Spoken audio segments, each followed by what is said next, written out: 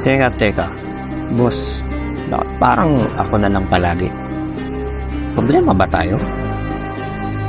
Kakaduda na. Heto na naman, panibago araw, papasok na ako at aalis ang bahay. Maagang makipagunahan, maghahanap na upo.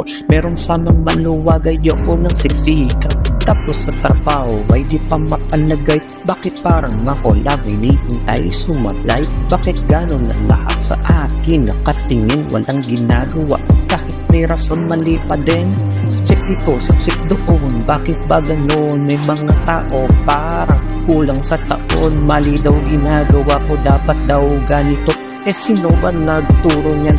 Di ba kayo ang hirap sa inyo? Porque kayo ang malapit. Madali nyo na ipapalit ang mga sinambit. Kahit di naman ginawa, bigla mo mabatid. Kasalanan di mo ginawa. Ikaw naman bakit?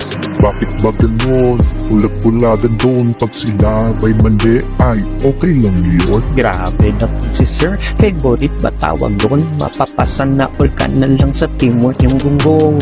Bakit ba ganon?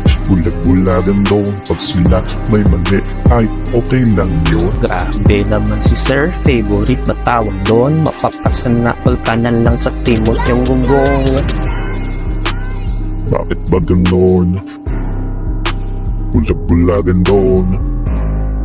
Pag sila may mali ay okay lang yun.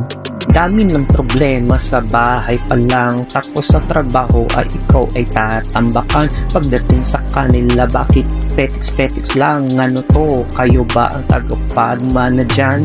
Tinolo nyo pa yung anak na may-ari sa kilis nyo. Bakit nagtatrabaho? Kunwari nung makita ko ay tulog at inari. Aba, matindi, nakakumot pa si pare.